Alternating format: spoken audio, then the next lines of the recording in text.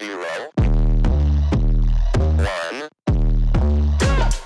Let's get started. Hello and welcome to Beyond 10 Tennis. My name is Dr. Dr Berge and I am your host. If you're not familiar with my work or would like to learn more about it, I head on over to AM8 International, the first tennis lab of its kind worldwide that is centered on delivering top 10 tennis rankings and is 100% backed by science. I'm the author of 13 books behind multiple theories and have been an elite coach for over 19 years and work with athletes around the world, Europe, United States through Australia.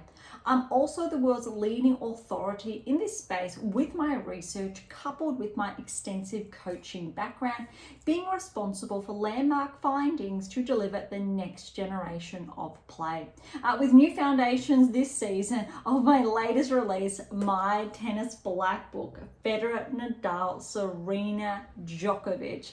The 2025 season will deliver something new. So as always, buckle in and enjoy the ride. Welcome to another edition of Beyond Top 10 Tennis and day 3 of the Australian Open, and we definitely have some upsets to report. We had some very close, almost upsets, but look, if you have been with us for some time now, thank you so much. If you are new, welcome.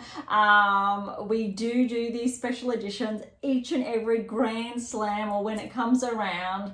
And as I shared in our previous episode, that due to just the volume of matches that need to get underway at the Grand Slam level in those initial days, we've been doing these special editions daily. And we'll start to, I think, calm that down and focus on round specific updates once I think we get towards maybe third, fourth round, time permitting.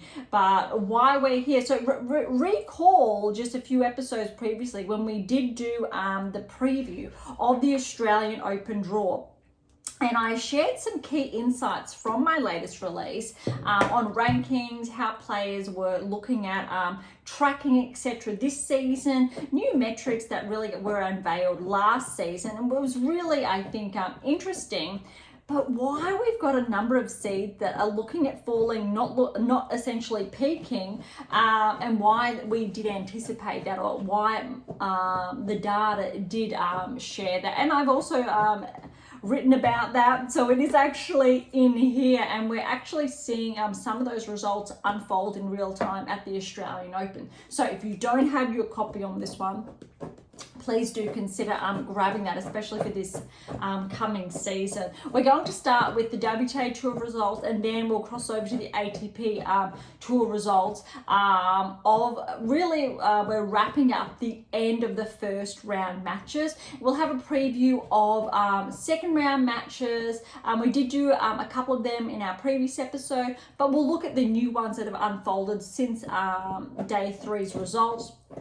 But we'll also look at how those third, potentially fourth round matches have been unfolding, because recall again, when we did do the preview of the draw, we did it in real time when I was writing down, I think, some key notes here and sharing with you who's looking at progressing to the third round, who's not looking at progressing, say, to the round of 16. And we've actually already got some players we're going to mark off, because also recall we were leaning towards or giving the benefit of the doubt to some seeded players, more so than not, but we've got some really interesting, I think, drop-offs there that aren't surprising. I wanted to hopefully have a chance to dive into that and share more.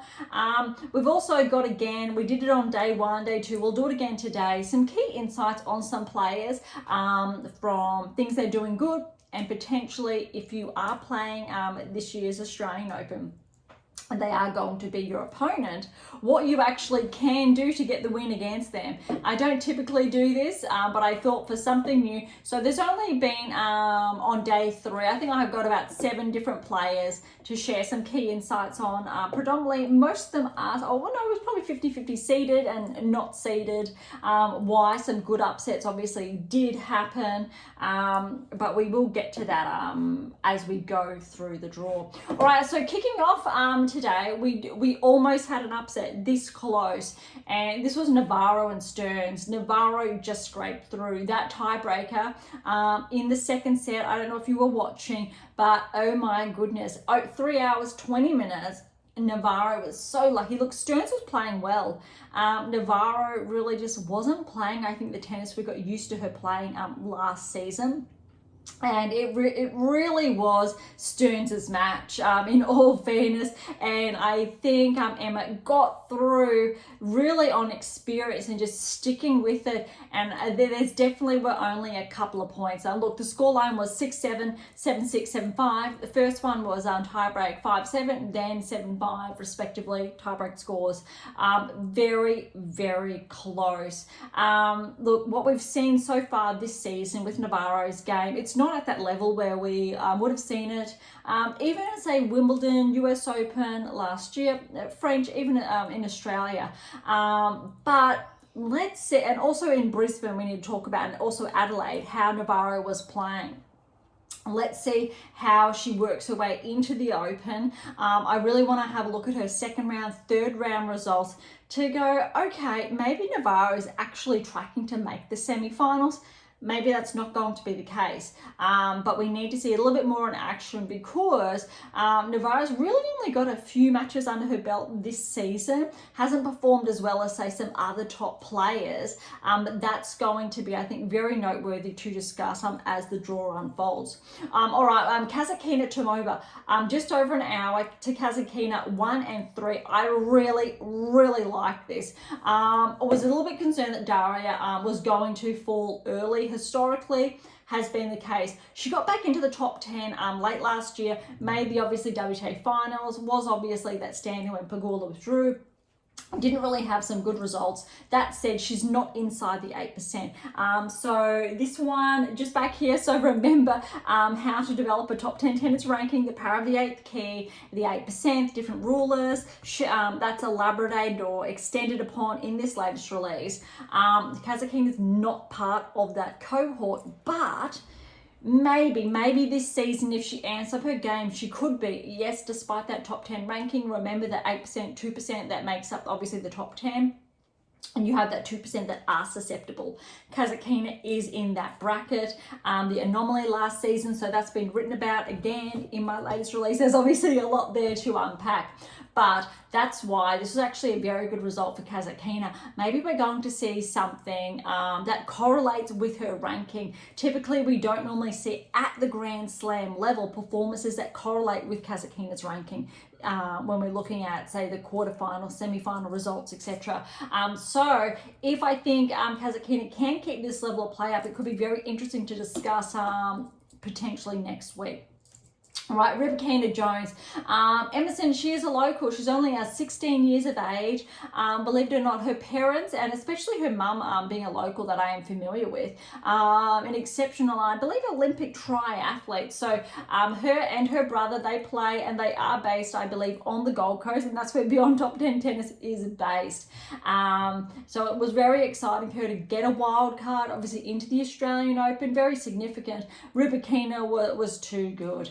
Look, under an hour, 1-1. There was a lot of noise, I think, around this that, you know, Emerson could have done really well, but not fairness. I don't think enough respect was given to Rybakina's game. Not only is she top 10, we need to remember, despite her performances in the second half of last season, not correlating with her ranking, look, she was unwell, had time off. She just went through a bit of a lull, and she did kickstart the 2024 season very well. She was up there, and I'll say the best 2-3 players in the world, and then regressed.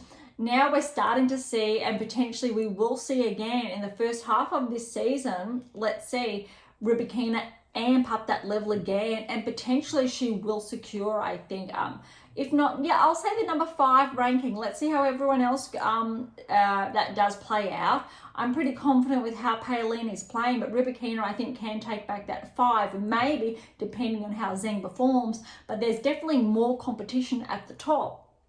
in contrast to this time last year when it was really Swiatek, Sabalenka neck and neck. Golf was starting to come up, starting to close in really close.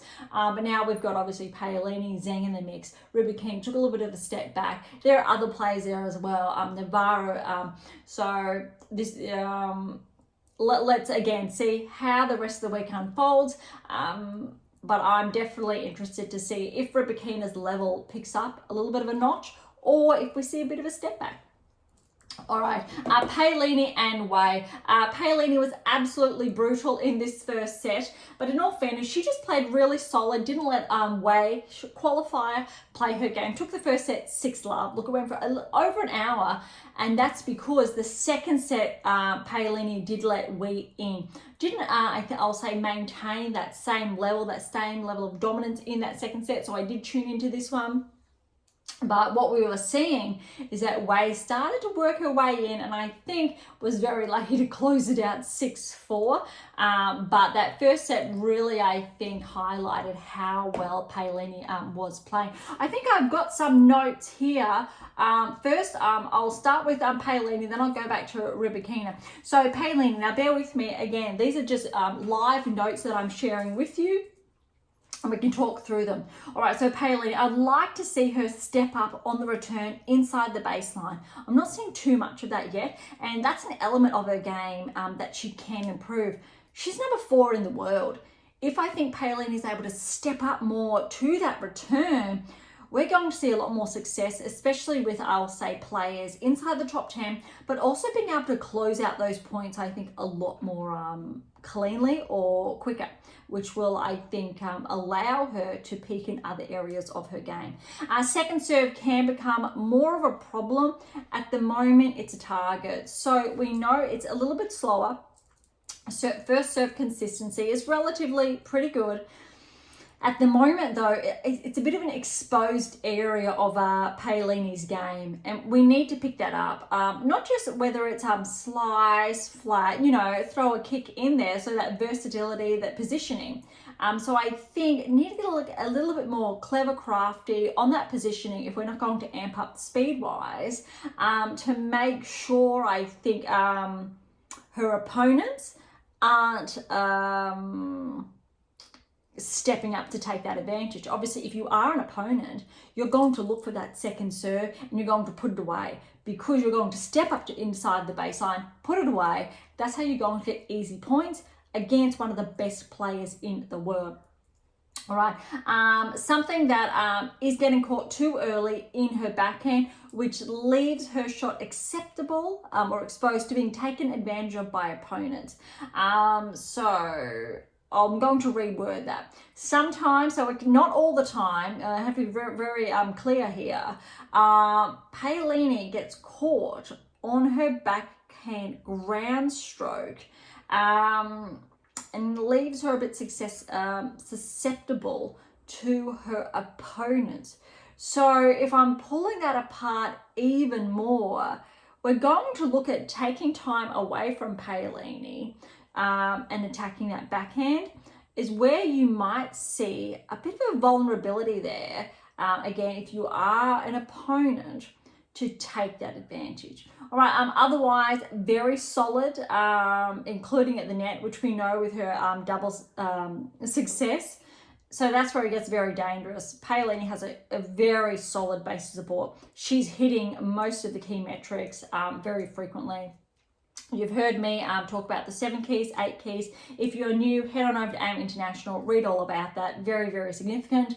But Paolini has all the 8 keys in her game at this stage that I can identify. Some that we need a bit of an uptick there. But if Paolini progresses in her game, that Grand Slam should be around the corner. Obviously, the 3 players in front of her all have Grand Slams, Golf, Swiatek, Sabalenka, and all 3 of them have been improving. Paolini's been improving too. I'd love to see Paolini win a Grand Slam. I'm definitely not going to rule her out of this year's Australian Open. She's definitely capable.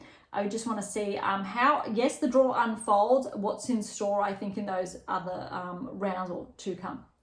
All right, going back to Rybakina, because I do have notes on Rybakina. Look, she's still got room to develop her serve with her lower body not yet optimized. That's dangerous given how effective her serve already is. That's a big one because we know how strong Rybakina is off her serve, how powerful that can be. She's still got room to grow. If that is an element of her game that she does further develop, that's definitely going to help her potentially win her next Wimbledon title. Okay, so another element of Rybakina's game where she, well, you really can, if you are playing against her, take advantage of.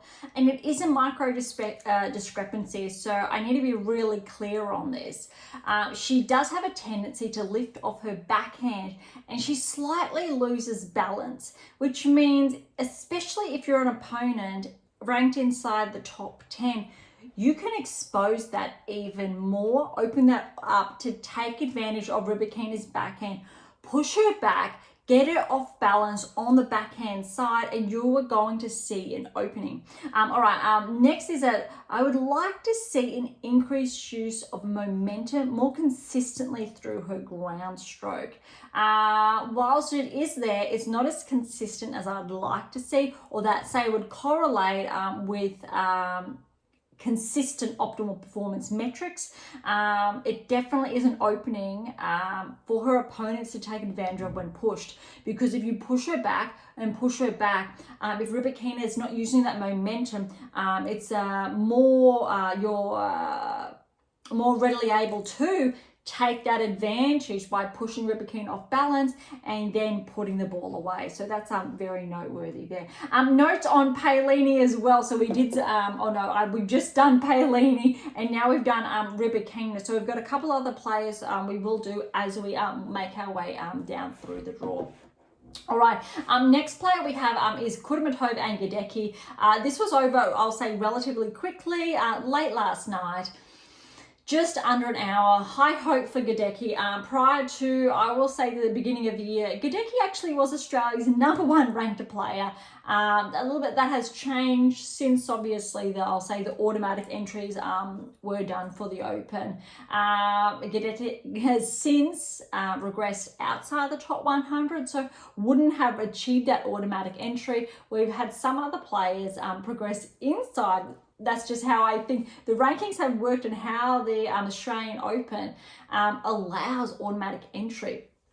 I'll say it's a little bit controversial there, but Khachanov looked former top 10 player, interestingly enough. I'm not going to say top 10 consistently. I believe there's only a number of weeks in there, and she has really regressed, I'll say, in the last 18 months. Ranked around, I believe, 80 in the world, between 70 80 in the world, but I think how she played, you could definitely see signs of why she's a former top 10 player, and I think she could be very dangerous in the next coming rounds if she plays the level that she does play at. Ironically, her sister is the one that did very well in Brisbane, who is ranked ahead of her now, which would not have been the case if Khachanov didn't take that rankings regressions. So I definitely think the potential is there for Khachanov to be ranked back inside the top 30 within, I would say, the first even quarter of this season. If she does, I'll say potentially Khachanov positioned to make the third round, potentially if not further, with how she was playing. All right, next we do have, I almost skipped and went to the men's side, but we had Haddad Maia and Riera. 3 sets here. Riera is a qualifier. Haddad Maia did well, closed it out in 3, 4-6, 7-5, 6-2. This was close. I think this was a very lucky win on one side for Haddad Maia, but that third set, she was able to close that out a lot more, I think, swiftly, cleanly, which was definitely needed. Curious as well, we know how Haddad Maia played at the US. Her results there, she was ranked inside the top 10. Then she regressed outside the top 10 at the end of last year. She's starting to gain traction again. I'm not too sure if Haddad Maia will progress, say, to the round of 16. But let's see also how the draw plays out, because if Haddad Maia plays at the level of play she played at the US Open, she could very well make the round of 16. All right, Raducanu and Alexandrova. Look, Alexandrova was favoured, 26 seed. This was very close. As the scoreline shares, over 2 hours. Each set essentially was 1 hour. 7-6, 7-6, 7-4, and 7-2 respectively. This was really good. Look, the notes that I did actually take on Raducanu's match, again, bear with me. Forehand return of serve can be dangerous. She steps up and attacks, very solid. So when Raducanu is playing like that, she actually does correlate with a top 20 ranking. I won't say top 10 at this stage, but I'll say top 20. How she's able to step up and really put that away. If we're seeing that more frequently and Raducanu really does put that away, we will see her, I'll say, progress inside the top 15, because she's a little bit of a distance out from there. I think Raducanu is ranked around that 60 range at this stage.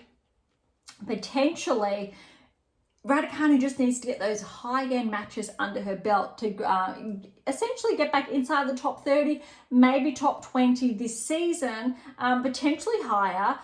It's really about those back-to-back matches. All right, angular movement, it's not optimal. Horizontal, good.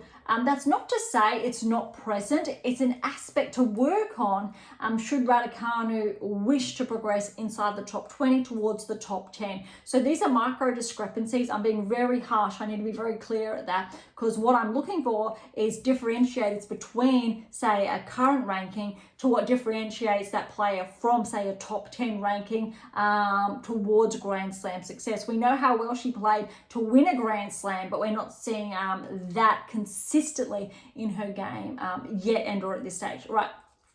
Ground strokes fluctuate from almost optimal to good, very important. So we know that optimal level is there, correlates obviously with that Grand Slam success, but why that is not happening as consistently, we know the match plays behind that, not able to get consistent wins there, but we're seeing optimal performance indicators to just a step back, say that correlates with her current ranking range. So that's interesting there. A little close to the ball at times, so that comes down to their footwork. If you want to get that win against Raducanu, you need to hit the ball closer to her body. So be very, I think, conscious of that. Raducanu at this point, she struggles to move away from the ball, only at times, which means she can't hit through, whether it's her forehand or backhand. She can't hit through if the time's not given to her to position accordingly. And that's where she gets stuck and where you really can find that opening. Slightly falls back at time on the forehand, in contrast to really, I think, leveraging momentum. That's another opening.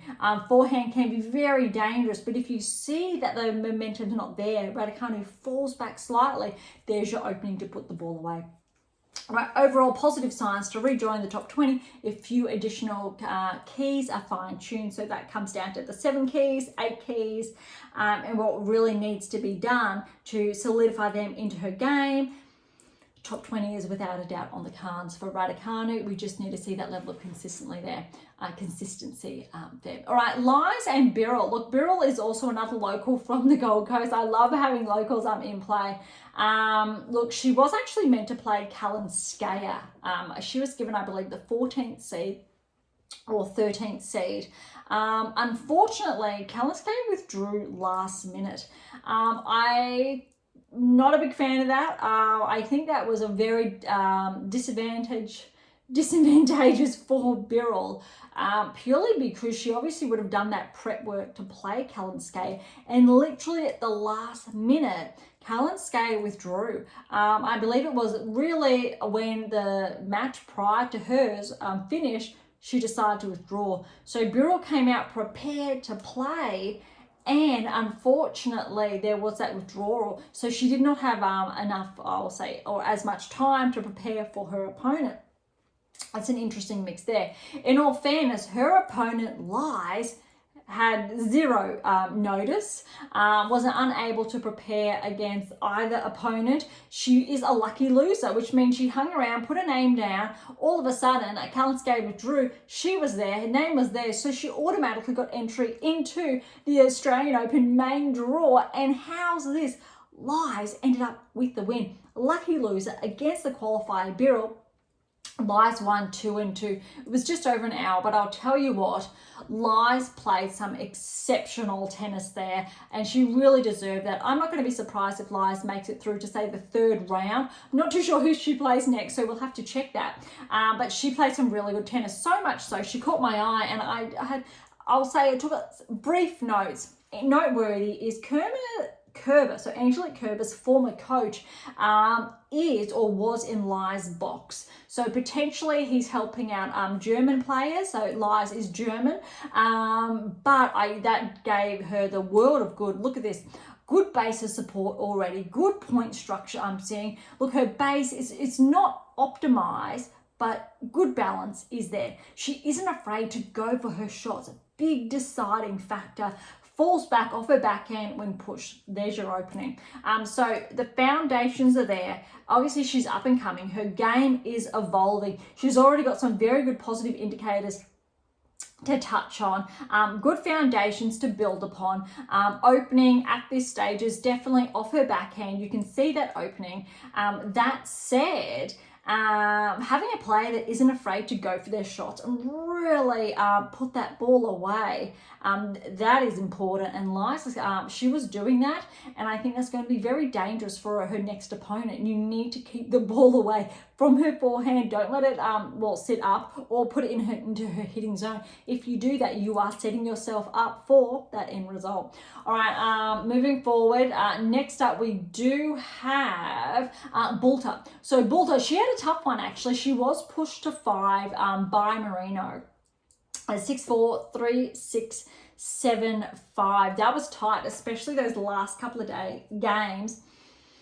Neck and neck between both players. I don't think we saw the best that what Bulter is capable of, the type of tennis we saw at the United Cup, let alone how well she played against Swiatek in that match, which she literally just fell by a few points by one of the best players in the world. But with Katie getting through, I'm very interested to see how she tracks, if she's going to make that maiden round of 16 berth, because again, with her result, almost with that win against Swiatek at the United Cup, I think Katie really is capable of stepping up. All right, Jabeur, good win over Kalinina. Wasn't too sure which way this was going to go. Jabeur has a couple of matches under her belt, so this is a very good win, I think, for her. 3-3. First seed to drop. Next up, we've got Osorio and Sakkari. Potentially, we did see this happen.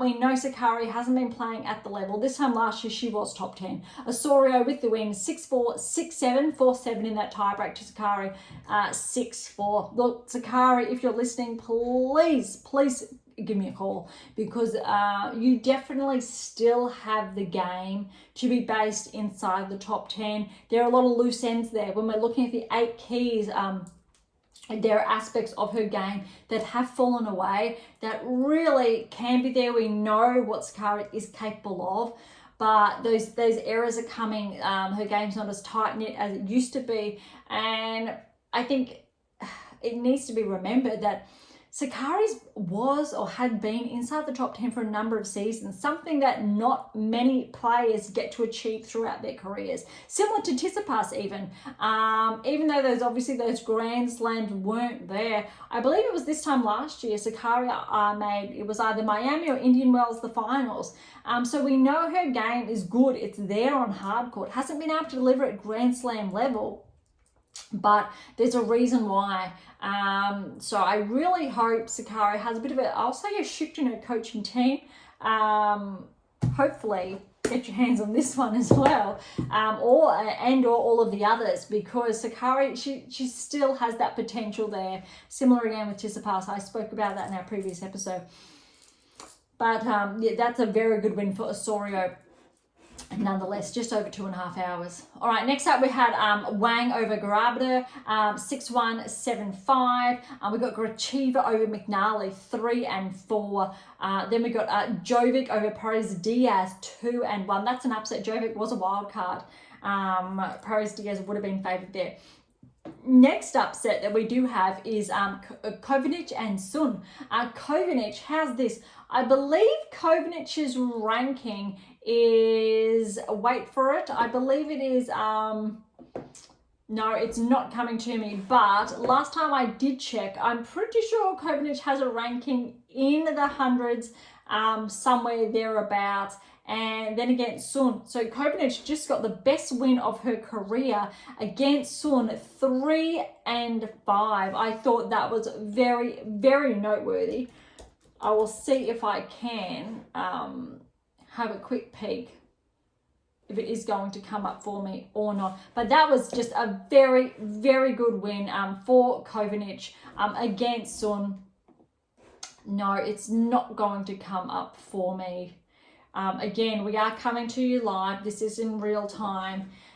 So, yes, I have been able to locate, check again. So, Kovanic's ranking is 1,289. Noteworthy, look, career high 2016 was at 46. But that's huge. That win that she's got. I just want to, yeah. So look, Kovanic's ranking, even she was this time 2 years ago 100, this time last year 154. Now, yeah. So she's taken a big regression since this time last year. But look, we've seen obviously it's about 5+ years ago when she really was consistent. Or 3 inside, I'll say, the top 100. So there's been a very big drop, and having that win, I think, against Sun, that's going to do a world of good for her confidence. Over an hour and a half. Let's see how far Kovanic can go. That's huge. I don't think she qualified. Maybe that was a wild card. I'm not too sure what's happened there because there's no identifier with that. But that is very, very significant. Even a first round win at the Grand Slam level is going to get you a number of points. So definitely, I would say Kovanic should should bump her ranking up inside the top 200 at the very least, I would think. All right, Putintseva with a win over Evanesian. This was very tight. Evanesian won that first set 4-6, 7-5, 6-2.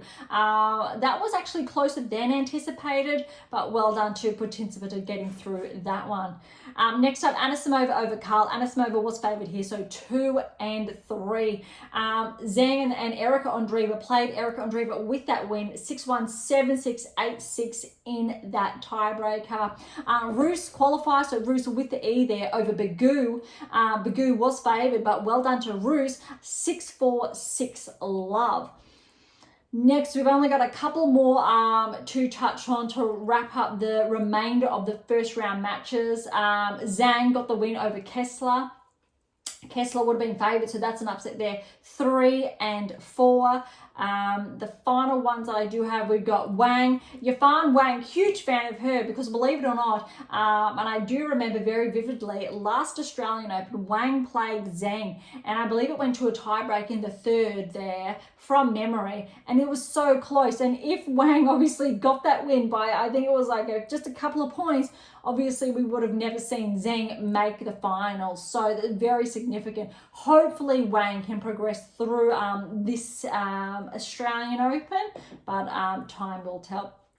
All right, a very good win for Yastremska, who made, I believe it was, I want to say the semi-finals of the Australian Open last year. So she's got very big shoes to fill, or points to defend. Just over an hour against Sheriff, 1-4. We haven't really seen Yastremska with, I'll say, those solid results throughout the 2024 season as consistently, say, as Kostruk, who made very good inroads last season as well.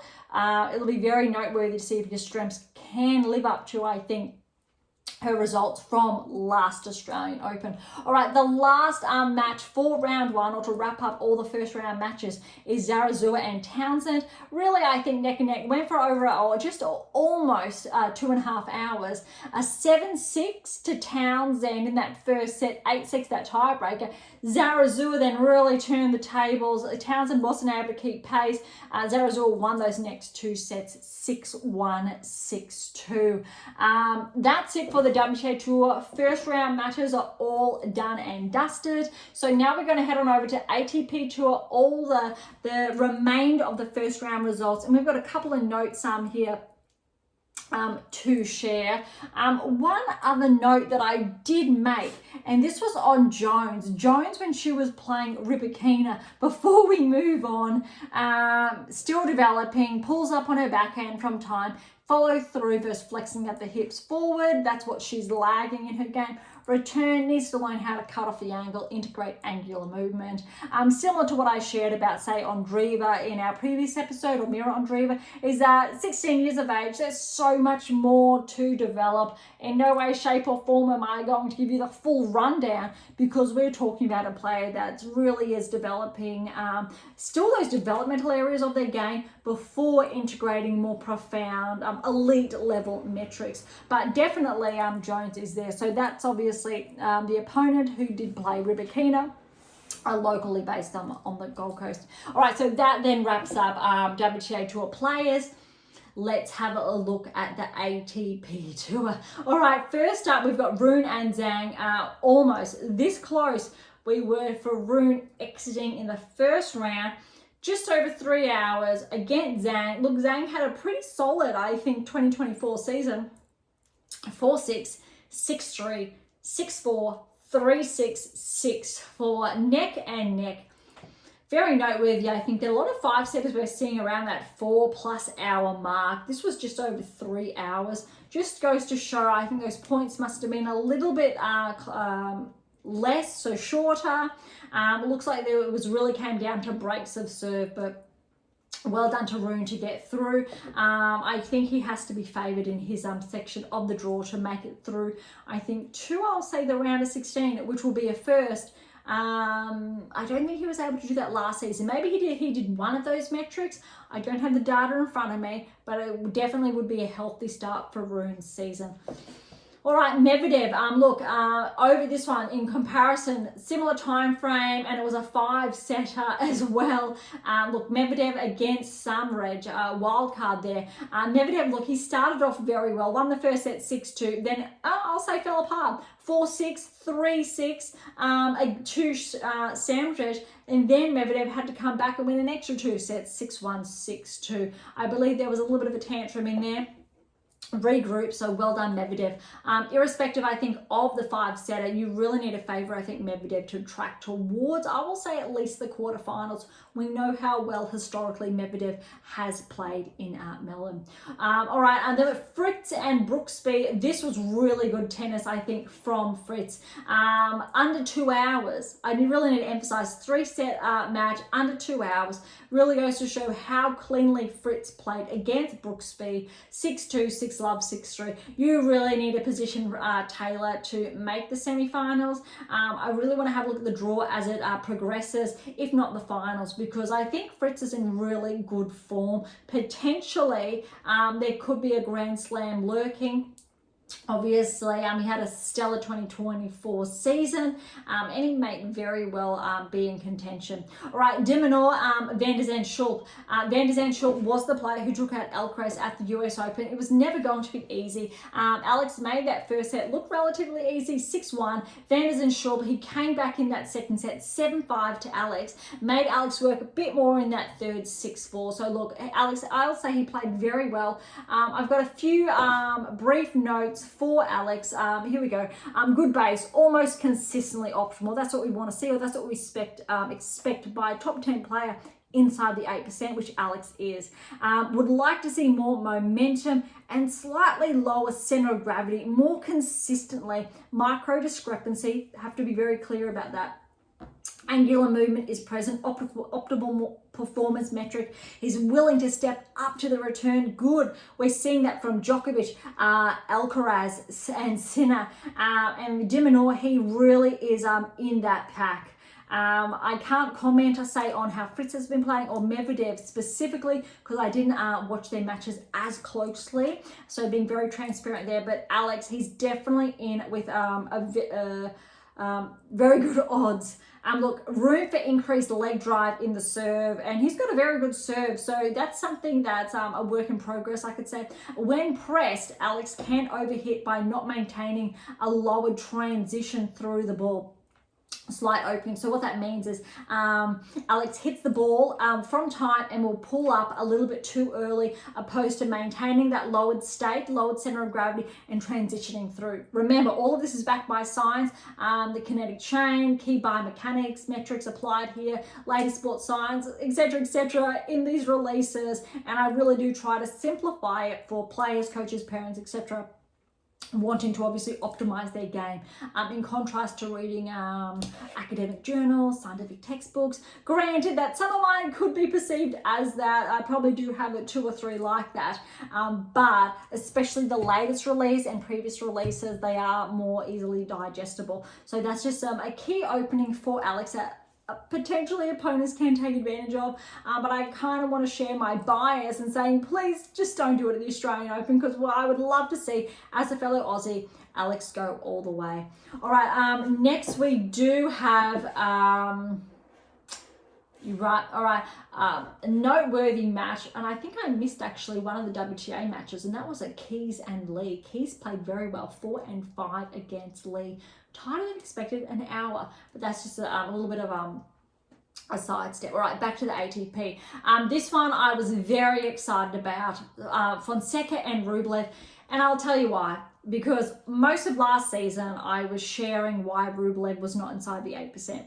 Irrespective of his ranking, why Rublev was susceptible to regressing outside the top 10. His level was not there, his ranking was there, and I kept saying, no, that's not the case. When you're looking at all these other players making deep runs at the Grand Slams, Rublev, that's just not the case. Unfortunately, this is the data talking. Fonseca, look, he won the Next Gen finals. He's an up-and-coming player. Rublev was always potentially going to be pushed if he didn't play the level correlated with a top 10 player. And I have shared again in my latest release why Rublev's metrics were not correlating with the top 10 ranking and why he was susceptible to potentially regressing outside the top 10. Fonseca with the win, 7-6, 7-1, 6-3, 7-6, 7-5. That tiebreak was neck and neck. Fonseca, I believe, was up 3-love, went to 4-1, got to 5-all, and then Fonseca closed it out. It was tight, and I stayed up to the wee hours of the morning watching this one. And it was solid. Well done to Fonseca. I can't comment on how far Fonseca will go. I'm not going to be surprised if he makes second, third, fourth round. Potentially, we're going to see a breakthrough. I need to see the lineup and his opponents. But granted, he just took out a top 10 player. Fonseca potentially has a clear path through to the round of 16. But what's really noteworthy is we've got Rublev out, Dimitrov out, and Tsitsipas is out, and that's 9, 10, and 11 in the rankings respectively. Excuse me, Paul is looking guaranteed to make the top 10 after the Australian Open. And let's just quickly check back on the ATP rankings. If Paul is just behind, it is more likely than not looking at, even though Tsitsipas did lose, Rune's at 13. Rune's won his first round match. We could see Rune bump back inside the top 10. Arguably, if he makes probably the third round, one more match under Rune's belt, and he most likely will be bumped inside the top 10 after the Australian Open. Humbert's at 14 and Mazzetti 15, then Tiafoe. If either Humbert, Mazzetti or Tiafoe progress through to say the round of 16, One of those three could very well be in the top 10. TFO we know has been in the top 10 previously. It would be new for Humbert and Mazzetti. Mazzetti, however, has been noted as the potential barrier breaker this season. Also, Hurkacz's former top 10 from this time last year. Draper as well. So any of these players, they are actually potentially within reach. Maybe not the later ones that I did say, because when we're looking at points, they may have to make, say, the quarterfinals onwards. But really, by just making an extra 1-2 rounds, Rune and Paul look like they are going to be the first two barrier breakers of the season. Obviously, Rune's been inside the top 10 previously. Paul, it'll be a newcomer for him. Very exciting. And again, I love it because I cannot overemphasize the power of the data. And this is in print. This is all in here already. And I promise you, you know it came out before Christmas. And this is why I share the power of all of this work with you based on science, how you can implement it into your game, because we know as far as the data is concerned, if you do this, you will achieve that top 10 ranking, Grand Slam success, etc. Because this is really live coming to you with how these rankings have been unfolding. All right, back to the results. I don't believe we're halfway through yet. All right, Mute upset Poprin. I did not take any, I will say, notes / metrics on this. But before I do that, let's head on back to Fonseca and his notes, because I did take some very brief ones. Look, Fonseca, he's already developed a very good base. So base of support, good baseline. You've heard me talk about that last season. Also in my latest release as well about that. All right, more room to progress his serve. Angular movement is already present, which is an optimal performance metric. Momentum, look, it's not yet consistent, so you can see that room for growth. With a lowered center of gravity over time, he's top 20. Still lifts intermittently off his ground strokes. Key to develop, but that's how you're going to take advantage of Fonseca. Pushing back, force the lifting, force him off balance, go for the win. So put him out of position, less control. That is how you're going to really take advantage. But Fonseca, I've got down here, is a future top 20. And if Fonseca can back up the result with Rublev, get a few more top 10 wins this season, top 50, here we come, top 30, here we come. If he has a stellar season, top 20. But I wouldn't be surprised if Fonseca finishes the year inside top 40, top 30. But again, let's see how the Australian Open does unfold. All right, back to Poprin Mute. I didn't take any notes here. I was going to, however, Poprin did suffer, I will say, a bit of an injury at the end of that first set. So it would not have been fair to analyse his game whilst he obviously was, I'll say, compensating due to a bit of a niggle going on. So well done to Mute to get through with the win. An upset here. Poprin was the 25th seed. Second Grand Slam, obviously he's been seeded out. US Open was the first time. Bit of a shame for Poprin, because I think he really was positioned to make potentially third round here, if not further. 3.5 hours, a little bit more. 4-6, 6-3, 6-4, 6-4. All right, next it was a neck and neck. We know both Berrettini and Norrie, they've been top 20. Berrettini top 10. Norrie got the first set 7-6, 7-4 in the tiebreak. Berrettini then lifted up a notch, 6-4, 6-1, 6-3. Just under 3 hours. I'm looking forward to seeing how far Berrettini can go. Whether or not he can get back into the top 10, not too sure. But Berrettini, I think, definitely can get back inside the top 20. Norrie, I don't see why he can't get back inside the top 30, but that was a very good first round encounter. All right, next up we do have Hurkacz and Griekenspor, a little bit close or closer than anticipated. So well done Griekenspor, but Hurkacz did get through with that win. We've seen how well he's been playing, especially at the United Cup. 7-5, 6-4, 6-4. All right, next match. This, look, it was a bit of a blockbuster, a 5-setter. It was under 4 hours. However, you got Monfils, Mapesh Pericard. I think there's around 18 years between them. Monfils is actually a little bit older, I believe. I'll say that one than Djokovic. But wow, we know how well Monfils played last week over in Auckland. But look, Mapesh Pericard, he was the seeded player, seeded 30. He's coming off a huge year. He played some really great tennis in Brisbane. Look at this scoreline, 7-6, 9-7, 6-3. So 2 sets so far to Monfils. And then 6-7, 6-8 in that tie break. 6-7, 5-7 in that tie break. So Mapesh Pericard won 2 back-to-back tie breaks. So that's a very big mind game for Monfils to stay with it. 5th set, 6-4. Really, that's only 1 break of serve. I believe it happened early on in that 5th set. But wow, that was a huge. And what I really love to see was at the very end of that match, both players had smiles on their face, because I think they both appreciated how huge their match is, but also a bit of a changing of the guard. I'm sure Mapesh Pericard grew up watching Monfils play some of his best tennis. We know Monfils is former top 10 player, was ranked inside the top 20 for multiple seasons throughout his career. And I think at this rate, why not? Monfils is very capable, I think, of still getting back inside the top 20 or potentially top 30 at a very minimum. He's definitely still a lot of fun to watch. All right, Mazzetti over Analdi. So this was a little bit surprising. Look, 4 sets, a bit over 4 hours. I was looking for it to be a little bit more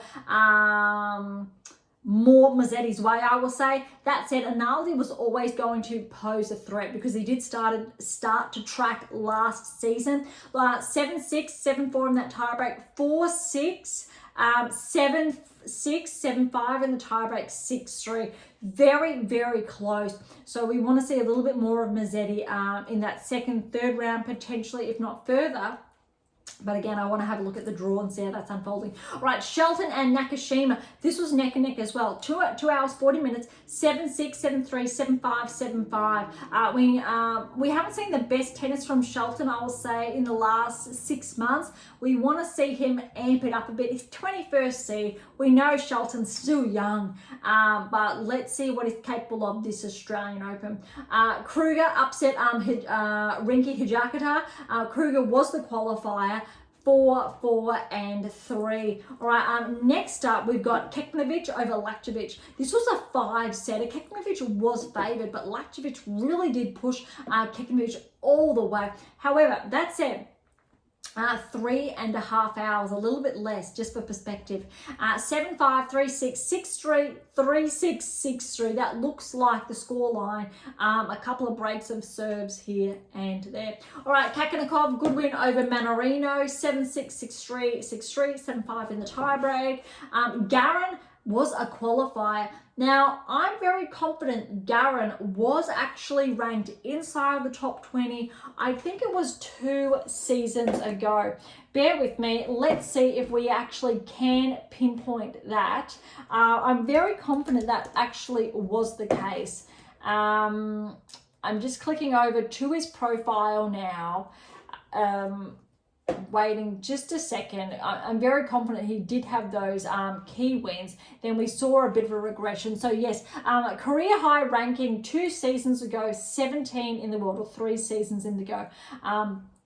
He's currently ranked 150. Look, we know he's got 5 titles to his name, but because of that regression, his ranking obviously regressed, and he has had to qualify for the Australian Open. So that's a little bit, I think, he presents a bit of a danger. He was playing Coric, and Coric, I would say, probably would have been favoured there because Coric automatic entry, Garin had to qualify. But 7-5, 6-1, 6-2, just over 2 hours. So that's a bit of a dark horse, I think, Garin, with whoever he ends up playing in the second and third round. Grant, we know what he's potentially capable of again. All right, next we do have Shapovalov with the win over Bautista Agut. Very good win. We know Bautista Agut, he has briefly been ranked inside the top 10 a few seasons ago, around when I think Nadal, Federer were peaking there. Bautista Agut was always just inside or just outside the top 10. Kind of where Tsitsipas is at the moment. But Shapovalov, former top 10 player, trying to make his way back inside, I'll say the top 30, top 20, making those inroads very quietly quietly, steadily, but with that his 4-set win, 3-6, 6-4, 6-4, 7-6, 10-8 in that tiebreaker. All right, Sonego, 4-set win over Wawrinka. Wawrinka did get a wild card. Would have been great to see Stan progress through, but Sonego was too good. 6-4, 5-7, 7-5, 7-5. Echeverry over Kaboli. That's an upset there. However, Kaboli's the 32nd seed. Echeverry, he was tracking last year. I believe Echeverry has been a seeded player previously. So look, 6-7, 10-8 in that tiebreak to Kaboli. Then Echeverry got the next 3 sets. 6-3, 7-5, 6-1. All right, then we got Diallo over Nardi, another 5-setter over 4 hours. 6-7, 1-7, 7-6, 7-3, 5-7, 6-1, 6-2. Next up, we've got Tiana qualifier has upset Ugo Carabelli, another 5-setter just under 4 hours. 4-6, 7-6, 7-3, 6-3, 5-7, 6-4. Next, we've got Cerullo, 31st seed over Bublik. I'm really happy for this because Bublik unfortunately came out and didn't say some really, I'll say, pleasant words against some of the best players in the world. I believe he didn't make very good comments on the likes of Federer, Nadal, and Murray. So good on you, Cerullo, 31st seed, 7-6, 7-1, 6-3, 6-2. Noteworthy, Bublik was top 20, I believe, this time last year, and he has had a bit of a regression. Okay, we've only got a few more matches before we wrap up all of the first round results. Karina Busta over Makarazak, a qualifier, 6-4, 6-4, 6-3. You got Garon over Hanfman, a 4-setter, just over 3 hours, 2-6, 7-5, 6-1, 7-5. Boyer, the qualifier, has upset Corrick, 5 sets. Another one just under 4 hours, 6-3, 6-7, 3-7, 4-6, 7-5, 6-1. We've got two more to report on, and that is Diaz Acosta with a win over Bergs in a little over 4 hours, 6-7, 5-7, 6-4, 1-6, 6-3, 6-4. And the last match to touch on for I will say all of the first round results is Altama and Comasana. I believe this is a bit of an upset over 3 hours. We've got 6-2, 3-6, 7-6, 7-4, 4-6, 6-4. That was a lot, wasn't it? And that is why we've broken up all of the first round matches. We've essentially shared them across 3 days, 3 different episodes that we've now done just to cover that. So that's all of the action. But now let's have a look forward first. Day 4 action. What's in store for us? Sabalenka, we've got an action. Pegula Mertens is going to be interesting. Zhang Seidman, let's see how that. Thompson Borges, that's a tough one. Borges is not seeded, but he did make the round of 16 last year, and he is still ranked inside the top 40. I think that's actually going to be very interesting. Alcaraz is up, Djokovic is up, Gorf is up, Raden Menzik, that's going to be potentially interesting. Schneider, Tomljanovic, Zverev's in action.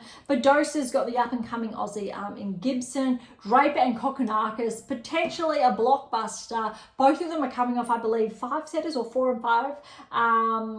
Draper should close that out in 3, but let's see what Tanasi delivers. Samsonova, Danilovic will be interesting. Opelka and Makak, that's a good one to, I think, keep eyes on. Makova and Osaka, I'm looking forward to that one. I'm favouring Makova with how well she's been playing. That said, look, Osaka made the finals last week in Auckland. She's definitely capable of pushing that to 3 sets. We've got quarter in action. Felix, so Ogor Elisame, Kostyuk, Nishikori and Paul. That's going to be interesting. You need to favour Paul on paper. Nishikori, former top 10. Let's see how many matches he can get under his belt. So a lot of matches, I think, underway today. Obviously, it really is a jam-packed lineup. Phil's, I'm interested to see how that goes. He's up against Hals. Kazuk's Fernley. That'll be interesting to see how Fernley plays after his win over Kyrgios. That really wraps up, I think, most of, the seeded players or the bigger names that are in action today. But we will report all on, I'll say, day 4 action when it does come to a close. But that's really it, all of, I think, the results from day 3, what to look for day 4. Now let's go back and have a look at the lineup, because we do have potential that I did pen down, potential, I will say, 3rd round encounters. And what's interesting here, we had Sabalenka and Noskova. Noskova is out. So we really need to say potentially Torsten's going to be there. Let's see, obviously, how that unfolds. Next, we had Fretch potentially there, and Odriva. Both of those players are still in the running for those results. Okay, so this is obviously if you did tune into the draw and when we did pen down these outcomes live. All right, next up, other players that we do have are still looking like they're tracking. Pavlyuchenkova, Zheng. We still have Gauff in the mix and Fernandez to clash potentially round 3.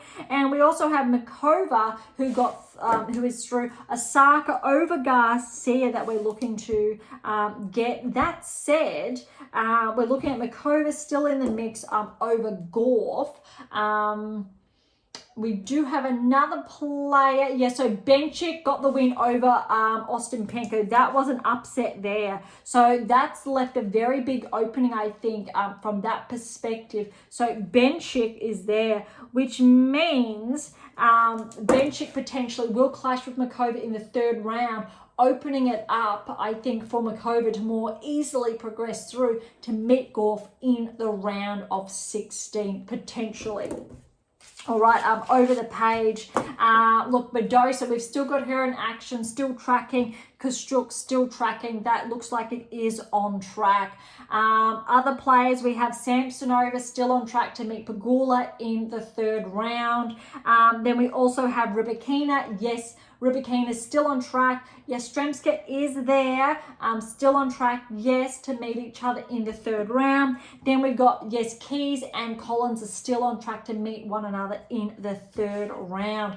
All right, next we do have Haddad Maia, she's still there, and Bulta still on track to meet each other in the 3rd round. Then we've got Svitolina, yes, still on track, as well as Paolini for the 3rd round. That is going to be a blockbuster. Especially how both players progressed this time last year. Okay, Navarro, she's still on track, and Jabeur, so she did get through on track, and we did actually consider that would be the case over Sakkari, irrespective of Jabeur not being seeded. Pen on paper, that has not been changed. All right, so Putintseva is still there in action, so she did get through, and Kasatkina is there as well, potential 3rd round clashes. This is going to be a bit of an upset because Kalinskaya, she withdrew, which means Lies is there. And look at this. Let's pen down Lies to progress to the 3rd round. She has Gracheva next. On paper, Gracheva is favoured, but Lies played so well. I'm going to pen her in to say, let's see if she can progress. But also, here's an upset. Azarenka fell 1st round. Bronzetti got through. This section of the draw just opened all the way up. I'm going to put Bronzetti there. So what we have, just penning that down, Bronzetti and Lies are looking at making the 3rd round. We have just got our first new round of 16 encounter. Isn't that fun how the data works? Because it's really a section of the draw. We've got Lies, Gracheva, Christian, Bronzetti. Any of those 4 are going to track through to the 3rd round, or 2 of those 4. One of those players is going to make their maiden round of 16 berth. I'm not going to be shocked if it's Lies with how well she's playing, even though she's a lucky loser. Otherwise, look, Bronzetti, she did take out Azarenka as well. That is going to be very interesting. So when it comes to the seeds, not all 16 seeds are going to make it to the round of 16 like they should, because we already have our first opening. That is exciting. I cannot stress that enough. Okay, and how's this? The winner of that round of 16 is in Swiatek's part of the draw. Very, very cool. And that first round of 16 berth, guess who they're going to be playing? They're going to be playing Swiatek. But Swiatek needs to get through. Look at this bottom half, who we do have. Alexandrova is out because Raducanu did get through. Which means Raducanu has Anisimova. That's going to be really interesting. The winner of that on paper will play Swiatek. Swiatek has Shramkova next. That's it. Look, it looks easy, but it's still going to be a tough one for Swiatek. She's going to have to be switched on. Also, whether or not she plays Anisimova or Raducanu, I think that's going to be a very tough either way. Remember, this time last year, Swiatek did go out to Noskova in the third round against someone we weren't that familiar with, so a non-seeded player. But if Swiatek does track through to the round of 16, she has a relatively good path now through to the quarterfinals, where she will play potentially, I believe, either Navarro or Kasatkina. That is very interesting there. All right, so that looks like I've just wrapped up the women's side of the draw. Now let's have a look at the men's side, because we've got a couple of players that have fallen. All right, so Sinner will not be playing Kaboli. That's an upset. So Echevry was there, but let's pen down Giron to meet, because I like how Giron has been playing. Next, we do have, as we go down, Hercax and Rune. They're still looking at meeting each other third round. Sinner is going to meet a non-seeded player in the third round. Easier, smoother path for Sinner to get through to the round of 16. All right, dropping through. This is the upset because Tsitsipas is no longer in the draw, and Tsitsipas is in Sinner's part of the draw. So Michelson's through, Khachanov still is through, but we're going to have to put, instead of Tsitsipas, we'll have to put Michelson, because Michelson, he did get that very good win, but he does have a wild card next. So you need to favour Michelson to progress through to the third round, Khachanov as well, potentially. And when we're looking at the fourth round, Cyril Londo is the seed. He did get through. De Minaur did get through. We're looking at Alex playing Cyril Londo in the third round. Alex to progress all the way through. And in the round of 16, it looks like he is going to clash with the winner of Rune and Sinner potentially.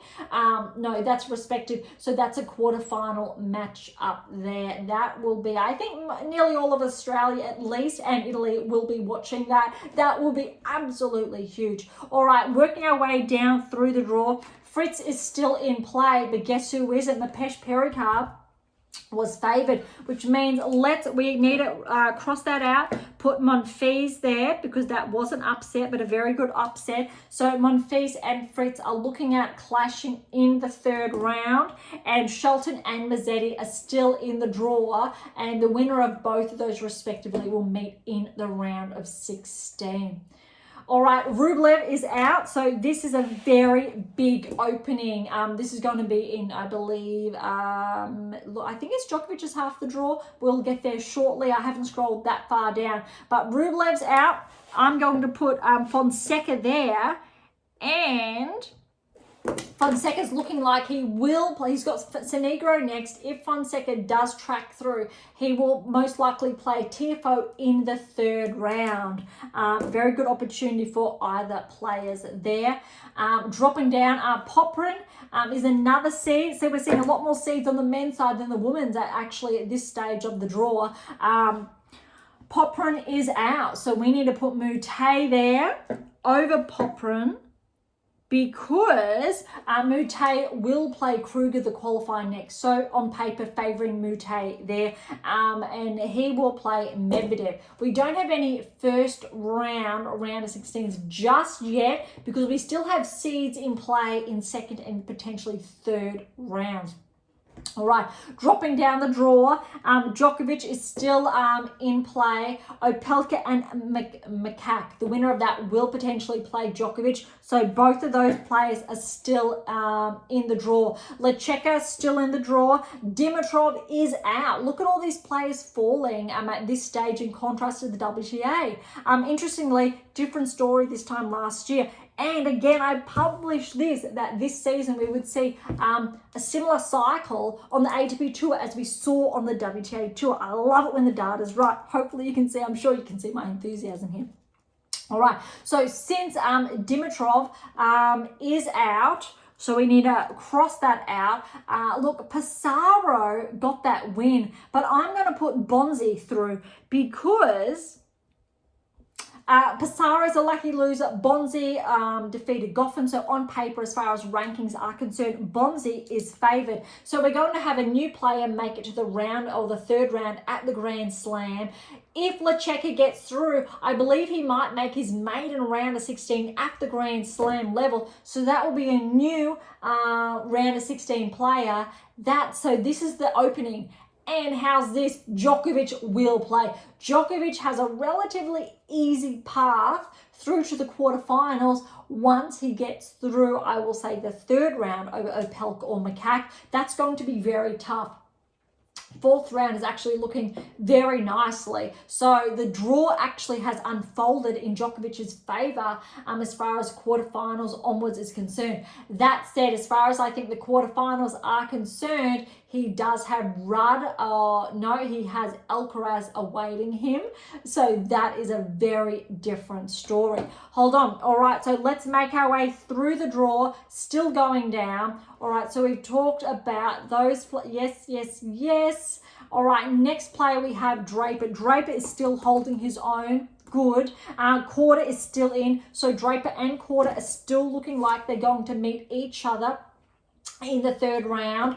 Dropping down, Thompson's still in action. So's Alcaraz. Thompson's got a tough match against Borges, although I have pinned him down to progress.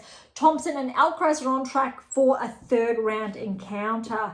That is huge as well. Alcaraz potentially and Draper third round as well. All right, dropping down the draw, over the page we go. We do have Rudd then.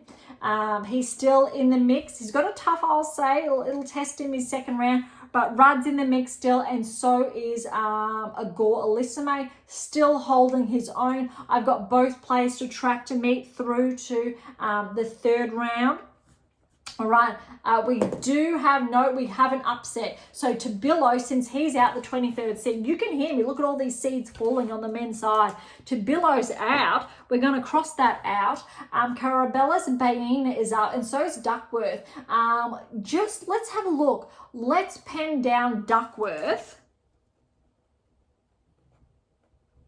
to potentially play Paul in the third round. Paul has Nishikori, but I've got him there. So Duckworth, Paul's still favoured, but that's just potential third round. All right, dropping down now. Humbert, he did get through. So Humbert, yes. We still have Fils in the mix. Yes, so Fils and Humbert are looking, a lot of French players here are looking at progressing to the third round. Next, we have another upset that has come through because Kyrgios, even though he wasn't obviously seeded, Baez was seeded.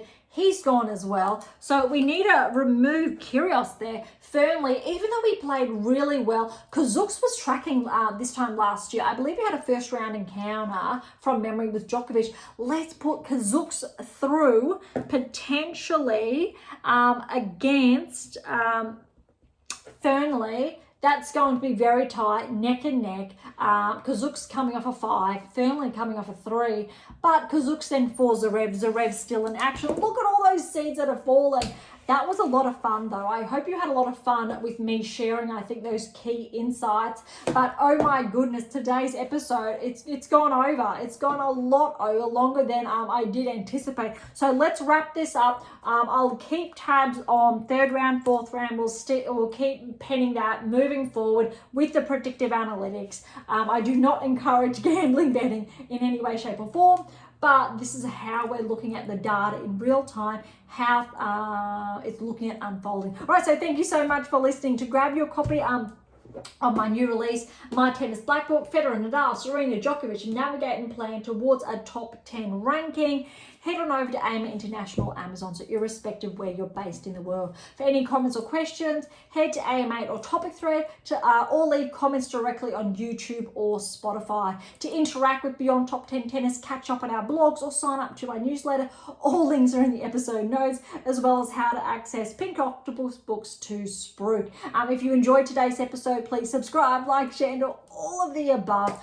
Beyond Top 10 Tennis exists for you, so please consider sharing us with those you know near and far. And if you're serious about heading towards the top 10, or you want to know what you're missing to secure that maiden Grand Slam or more, don't be shy, come and say hi. Okay, on that note, thank you so much for listening. I am so incredibly grateful. I'm your host, Dr. Ashley Morgan Berge, and this is Beyond Top 10 Tennis.